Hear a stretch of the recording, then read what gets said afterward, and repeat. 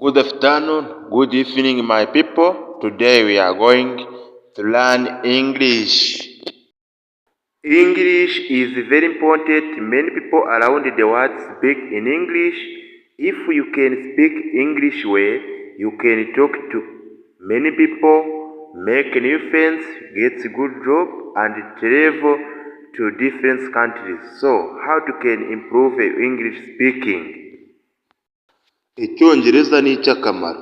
Abantu benshi badukikije ku isi bavuga icyongereza. Niba ushobora kuvuga icyongereza neza, ushobora kuvugana n'abantu benshi, ukarema inshuti nshya, ukabona akazi, ugatembera mu bihugu byinshi. Rero hari uburyo ushobora kurushaho kuvugamo icyongereza. First, ubwa mbere, you need to practice every day. Practice is important. When you practice, you get better. You can practice with your friends, family, teacher, or all one. Uburyo bwa mbere, ukeneye kwitoza icyongereza buri munsi. Kwitoza bifite umumaro. Igihe uri kwitoza, ushobora kubona ibyiza. Ushobora kwitoreza hamwe n'inshuti, mu muryango, umwarimu, cyangwa se we wenyine. You can talk to yourself in English saying, hello, how are you?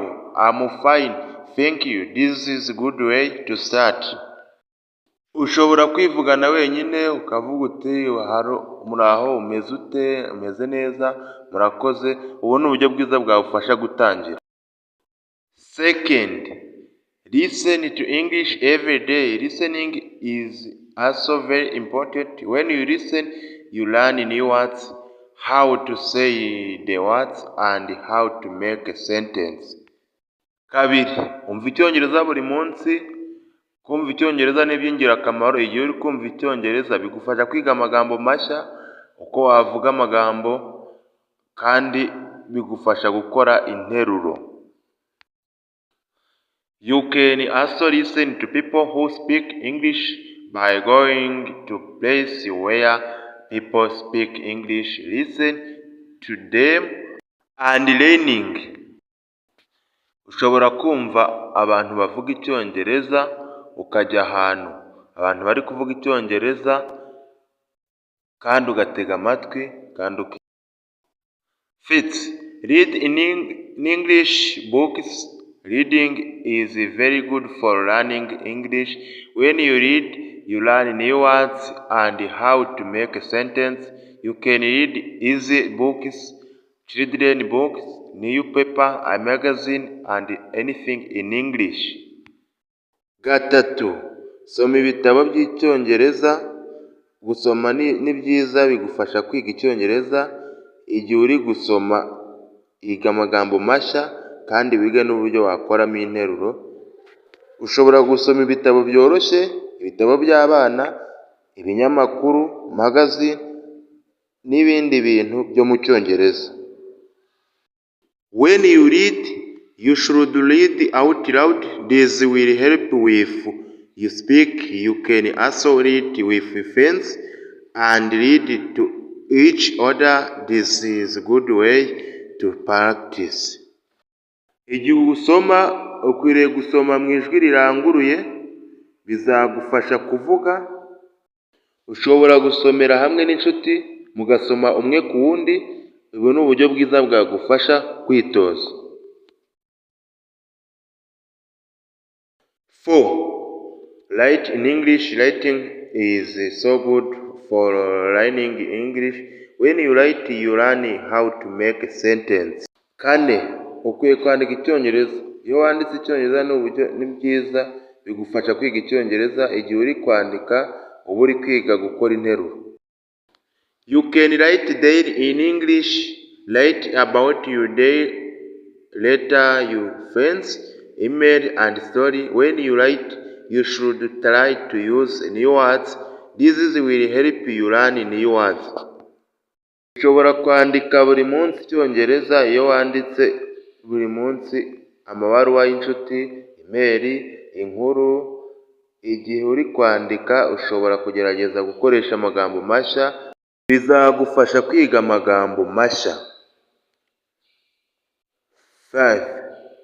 Do not be afraid to make a mistake. Making mistake is okay. Everyone make a mistake. When you make a mistake, you learn. You can ask your teacher, friends, or family for help. They will help you and tell you how to say things correct. Don't be shy.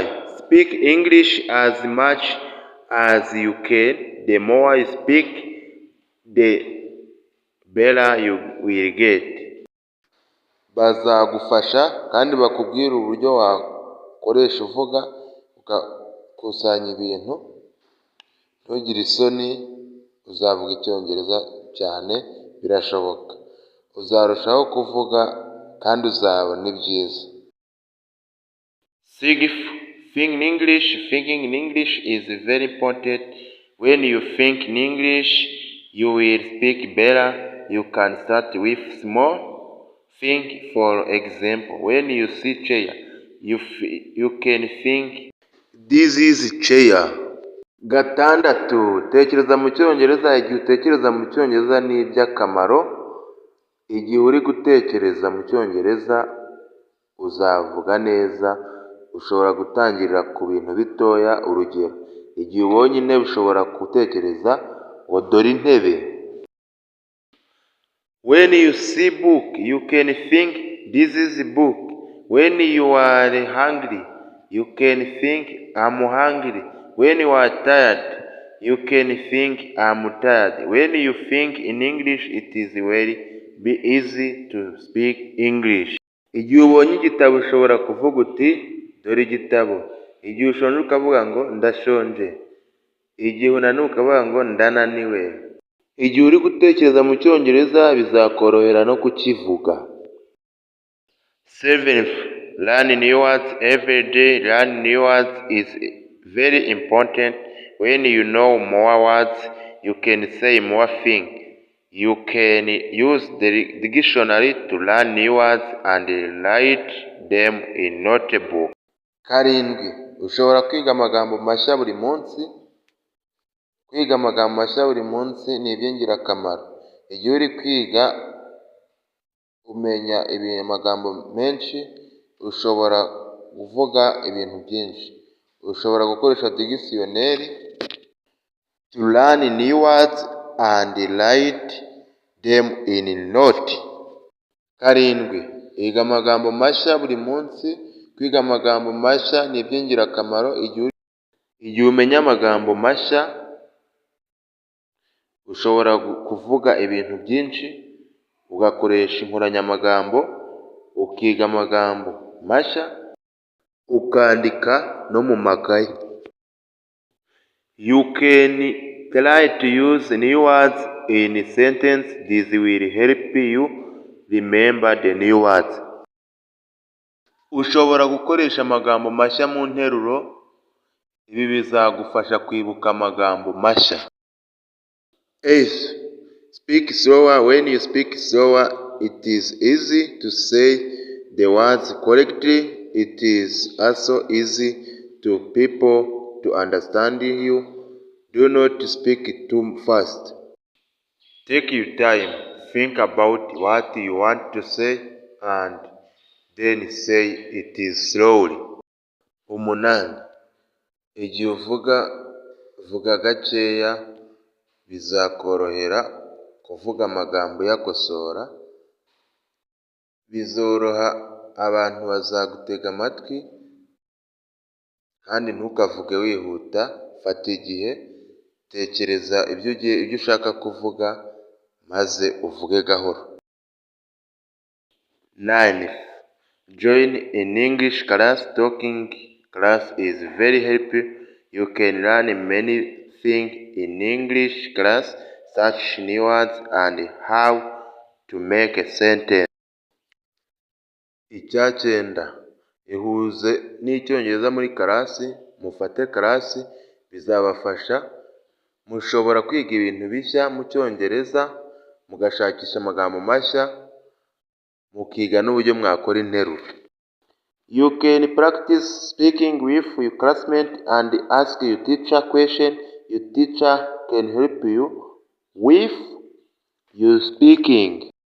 Ushobora kwitoza kuvuga icyongereza hamwe mwese muri karasi, mukabaza mwarimu ibibazo, mwarimu akabafasha kuvuga.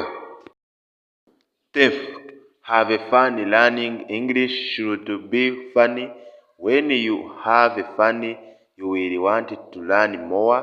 You can play game in English, sing song in English, watch fun movie in English, and talk to your friends in English. When you have fun, you will learn better. Icya cumi, ugomba kuba wizihiwe. Kwiga icyongereza ukwiye kuba wizihiwe. Igihe uri kwiga ukaba wizihiwe, bizagufasha kuba ushaka kumenya byinshi, ugakina game z'icyongereza, ukareba indirimbo z'icyongereza, ukareba video zishishikaje z'icyongereza, ukavugana n'inshuti zo mu cyongereza. Igihe uzaba wizihiwe, uziga neza. Thank you for watching this video. I love you so much. If you want to speak more in English, watching this video, and don't forget to subscribe, share and comment. God bless you. See you next video.